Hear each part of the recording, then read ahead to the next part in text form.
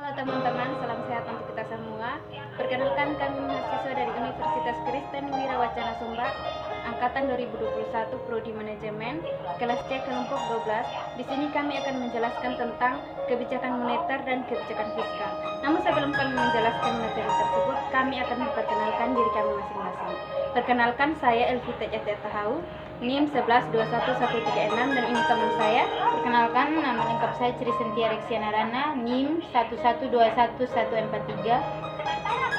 Dan ini teman saya. Perkenalkan, nama saya Otman Wijawa, NIM 112190. Dan ini teman saya. Perkenalkan, nama saya Istana Raja, NIM 112142. Baik, saya akan menjelaskan pengertian kebijakan moneter dan kebijakan fiskal. Pengertian moneter, pengertian dari kebijakan moneter, di mana kebijakan moneter diartikan sebagai langkah-langkah pemerintah. Dalam hal ini, Bank Sentral atau di Indonesia bernama BI, untuk mengatur kesediaan uang yang beredar demi kestabilan keuangan dan perekonomian moneter negara.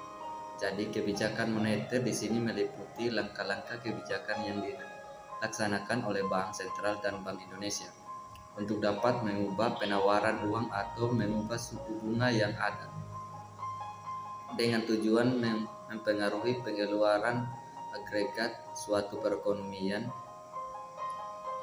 Dan ada juga definisi lain menurut Suryono di tahun 2000. Jadi menurut beliau, kebijakan moneter ini adalah kebijakan pemerintah untuk mempengaruhi jalannya perekonomian dengan cara mempengaruhi penawaran uang dalam masyarakat atau dengan cara mempengaruhi tingkat suku bunga.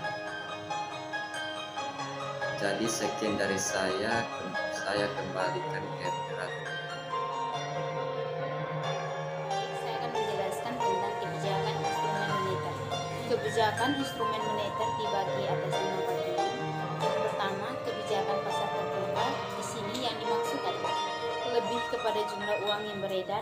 Kebijakan ini juga dilakukan dengan cara menjual sertifikat Bank Indonesia atau SBI atau membeli juga surat berharga. Membeli surat berharga di pasar modal. Kebijakan ini juga terkait Bank Sentral untuk menjaga stabilitas nilai tukar mata uang dalam negeri, yaitu rupiah terhadap mata uang asing.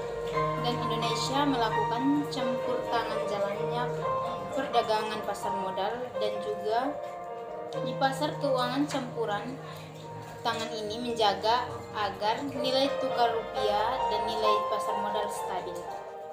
Yang kedua, kebijakan cadangan kas.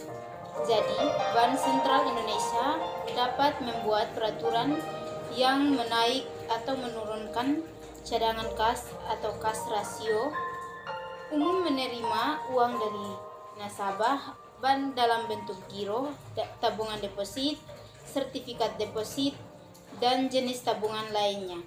Nah, ada presentasi yang tidak boleh dipinjamkan. Dalam hal ini, Bank Indonesia menetapkan jumlah minimum jumlah kas yang ada di sebuah bank. Terima kasih. Jadi baik, saya akan melanjutkan bagian ketiga, kebijakan diskonto. Kebijakan diskonto merupakan kebijakan yang diambil Bank Sentral, dalam hal ini melakukan penetapan nilai dalam suku bunga yang harus dibayar oleh Bank Umum kepada Bank Sentral.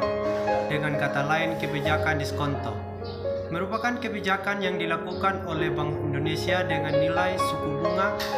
Bank Indonesia melakukan penyesuaian suku bunga tiap bulan sekali. Peran kebijakan diskonto juga, pemerintah mengurangi atau menambah jumlah uang yang beredar dengan cara mengubah diskonto Bank Umum.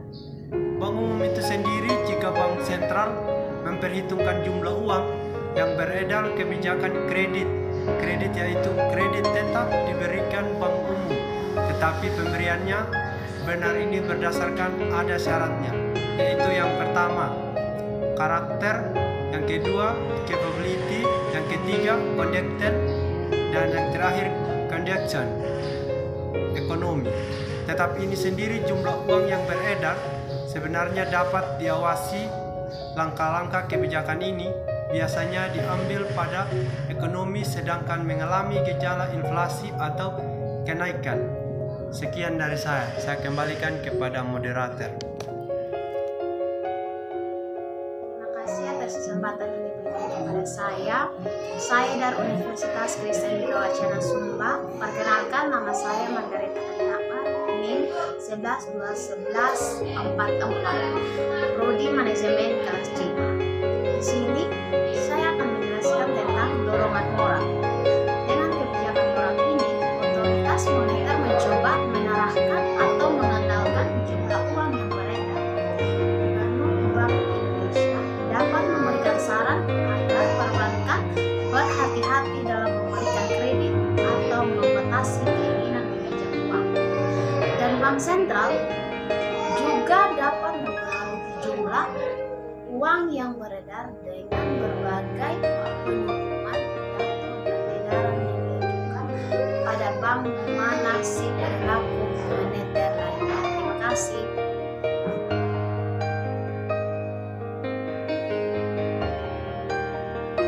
Kebijakan fiskal adalah proses penetapan pajak dan pengeluaran pemerintah dari siklus ekonomi dan untuk mempertahankan pertumbuhan ekonomi, kesempatan kerja yang tinggi, dan membebaskan perekonomian dari inflasi tinggi atau bergejolak untuk mencapai tujuan ekonomi makro, seperti kesempatan kerja penuh, pertumbuhan ekonomi jangka panjang yang berkelanjutan, dan stabilitas tingkat harga. Ini merupakan kebijakan pemerintah dalam mengelola keuangan negara dengan pajak dan pengeluaran pemerintah untuk mempengaruhi pengeluaran agregat dalam ekonomi.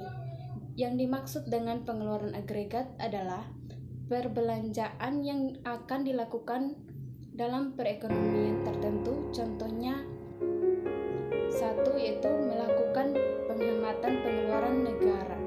Yang kedua, mewajibkan kepemilikan NPWP, yaitu pokok wajib pajak untuk meningkatkan wajib pajak. Ketiga, menaikkan jumlah pajak dan jenis pajak. Yang keempat, melakukan pinjaman negara, misalnya dengan mengeluarkan obligasi pemerintah.